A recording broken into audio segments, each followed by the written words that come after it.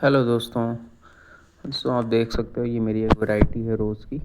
आप कितने अच्छे फ्लावर्स इस पर आए हुए हैं। हर ब्रांच पे फ्लावर है, पूरे पौधे में दोस्तों भर भर के फ्लावरिंग हो रही है। और अभी अगस्त का महीना चल रहा है, ऐसा भी नहीं है कि ठंडियाँ हैं। तो मैं आज यही चीज़ें डिस्कस करूँगा, मैं कैसे देख रेख करता हूँ अपने पौधों की और क्या फर्टिलाइज़र मैं इनको देखता हूँ। देखिए नीचे से भी जो नई शूट्स आ रहे हैं उनमें भी फ्लावर हैं।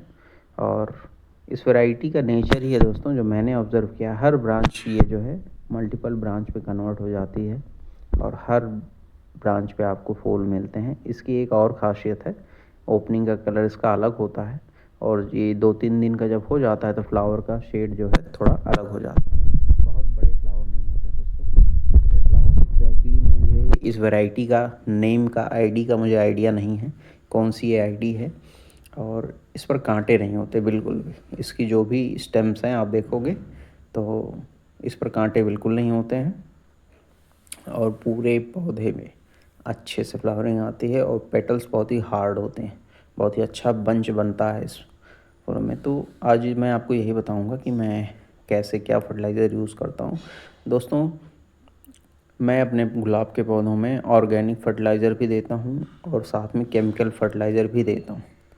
मैं हॉनेस्टली आपको बता रहा हूँ, मैं केमिकल फर्टिलाइज़र भी यूज़ करता हूँ, ऑर्गेनिक फर्टिलाइज़र भी यूज़ करता हूँ, क्योंकि पिछले 3-4 सालों में मेरा एक्सपीरियंस है सिर्फ वर्मी कंपोस्ट देने से या गोबर की खाद देने से मुझे ऐसे रिज़ल्ट्स नहीं मिले। तब मैंने केमिकल फर्टिलाइज़र यूज़ करना शुरू किया और उसके नतीजे बहुत ही अच्छे आ रहे हैं। तो मैं आज आपको इस वीडियो में सारी चीज़ें शेयर करूँगा कि मैं कौन कौन सा केमिकल फर्टिलाइज़र भी यूज़ करता हूँ और ऑर्गेनिक में क्या यूज़ करता हूँ। कि जो बहुत ज़्यादा ज़रूरी है दोस्तों कि आप क्या यूज़ करो, एग्जैक्टली कब यूज़ कर रहे हो, किस टाइमिंग पे यूज़ कर रहे हो, ये ज़्यादा मायने रखता है। आप पौधे की देख रेख कैसे कर रहे हो, सारी चीज़ें इस पर भी डिपेंड करती हैं, ना कि सिर्फ भर भर के फर्टिलाइज़र देने में। बहुत ज़्यादा फर्टिलाइज़र देने से भी पौधे की ग्रोथ जो है वो उतनी अच्छी नहीं हो पाती है। तो जो मैंने देखा है, आप बैलेंस्ड बेस पे आप फर्टिलाइज़र यूज़ करें और कब यूज़ करें कि टाइमिंग बहुत मायने रखती है। मैं आपको बताऊंगा अपना सारा प्रोसेस, मैं अपने गुलाब के पौधों में लिए क्या प्रोसीजर फॉलो करता हूँ। तो मैंने बताया जैसे कि अभी आज संडे है मान लीजिए, तो संडे को अगर आपको कंपोस्ट दे रहा हूँ या गोबर की खाद दे रहा हूँ, वर्मी कंपोस्ट दे रहा हूँ, कुछ भी मैं दे रहा हूँ, तो अगले 3-4 दिन बाद मैं इसको 13-40-13 दूंगा। मैंने बताया ना, मैंने केमिकल फर्टिलाइज़र भी यूज़ करता हूँ और मेरा टाइमिंग है मैं कब कौन सा फर्टिलाइज़र देता हूँ। तो जैसे मैं इस संडे को अगर मैंने वर्मी कंपोस्ट इसको दिया तो मैं 3-4 दिन बाद इसको 13-40-13 दूंगा। गुलाब के पौधे के लिए फॉस्फोरस बहुत ही अच्छा इसेंशियल मैक्रोन्यूट्रेंट है, आप ये समझ लीजिए, जो उसकी ओवरऑल ग्रोथ के लिए रिस्पॉन्सिबल है। फॉस्फोरस से इसकी अच्छी रूट्स डेवलप होती हैं, अच्छी रूट्स डेवलप होती हैं तो जितना रूट्स अच्छे से डेवलप होंगी, ऊपर का फॉलिएज भी उतना ही अच्छा, उतनी ही अच्छी स्टेम्स आएंगी, उतना ही ओवरऑल ग्रोथ उसकी अच्छी चलती है। तो ग्रोथ के लिए, पौधे की ग्रोथ के लिए आपको फॉस्फोरस पे मेन फोकस करना है। नाइट्रोजन को हम थोड़ी मात्रा में रखेंगे, क्योंकि लीफ ग्रोथ के लिए जितना भी ग्रीन वाला पोर्शन है उसकी ग्रोथ के लिए नाइट्रोजन इसेंशियल होता है। छोटे पौधे हैं तो उनमें पोटाश को हमें बहुत ज़्यादा फोकस नहीं करना है, क्योंकि शुरू में फ्लावरिंग नहीं लेनी है, उसे अच्छा फॉस्फोरस और नाइट्रोजन देना है ताकि उसकी ग्रोथ अच्छे से हो सके, रूट्स अच्छे से डेवलप हो जाए, तब उससे फ्लावरिंग ली जाए। अगर पौधा आपका मेरे साइज़ का है, जैसे कि मैंने अभी आपको दिखाया, जैसा मेरा रोज़ प्लांट है, 1.5 से 2 साल की एज है इस पौधे की, इससे ज़्यादा नहीं है, तो इस पे आपको आप 13-40-13 दे सकते हो नाइट्रोजन और पोटाश एक सिमिलर फॉर्म में उसके बाद। लेकिन फास्फोरस आपको अच्छी मात्रा में ही देते रहना है, क्योंकि पौधे की अच्छी ग्रोथ ताकि होती रहे और साथ में फ्लावरिंग भी चलती रहे।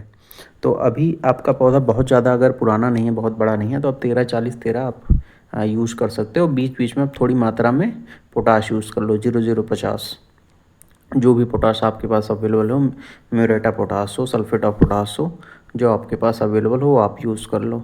तो जैसा कि मैंने बताया कि मैं इसमें क्या देता हूँ, और सरसों की खली, मैं सरसों की खली का इस्तेमाल अपने पौधों में हर 12 महीने में करता हूँ। मैं उसमें कॉम्प्रोमाइज़ नहीं करता हूँ। मुझे बहुत ही अच्छे मैजिकल रिजल्ट मिले हैं सरसों की कली के, तभी मैं इस पर बहुत ज़्यादा फोकस करता हूँ। आप इसका इस्तेमाल करो, आप देखोगे और तब आप मुझे बताना। आप इस्तेमाल करो पहले, फिर आप मुझे बताना इसका रिस्पॉन्स कि क्या है, मैंने आपको क्या बताया है। ज़मीन में लगा है तो आप ऐसे ही मुट्ठी भर के डाल दो, कोई दिक्कत नहीं। लेकिन अगर गमले में लगे हैं थोड़ी सी मिट्टी में तो गर्म होता है थोड़ा नेचर उसका, वो दिक्कत कर देता है। तो उसको आप डाइल्यूट करके यूज़ करो बहुत ही अच्छे से। मैं दूसरे पौधों में भी अपने दिखाऊंगा, सिर्फ मस्टर्ड केक की वजह से ही बिल्कुल मैजिकल रिज़ल्ट आने लगे, है ना। और दूसरी चीज़ है कि जब आप अच्छा फॉस्फोरस और ये सब अच्छे बैलेंस फीडिंग आप दोगे तो पौधे की जो स्टेम्स की ग्रोथ आएगी वो बहुत अच्छी आएगी, बहुत मजबूत स्टेम्स आएंगी। तो अच्छी स्टेम्स भी होना ज़रूरी है, जितनी हेल्दी स्टेम होंगी ऊपर उतनी ही अच्छी फ्लावरिंग उसमें आती है। दुबली पतली एकदम कमज़ोर स्टेम्स मैं दिखाऊंगा मेरे दूसरे पौधों को जिनमें अभी स्टेम्स कमज़ोर हैं लेकिन फ्लावर तो बड़े बड़े आ रहे हैं इसमें। दूसरा मैंने चीज़ जैसे बताया कि मस्टर्ड केक दे दे, उसके बाद उसके 3 दिन बाद फिर अगर फ्लावर साइज़ अच्छा लेना है तो आप 0050 दे दो, या मोरेटा पोटास दे दो, या सल्फेटा पोटास दे दो, जो आपके पास हो। ये दूसरा मेरा पौधा, इसमें भी मैं वही फर्टिलाइज़र दे रहा हूँ।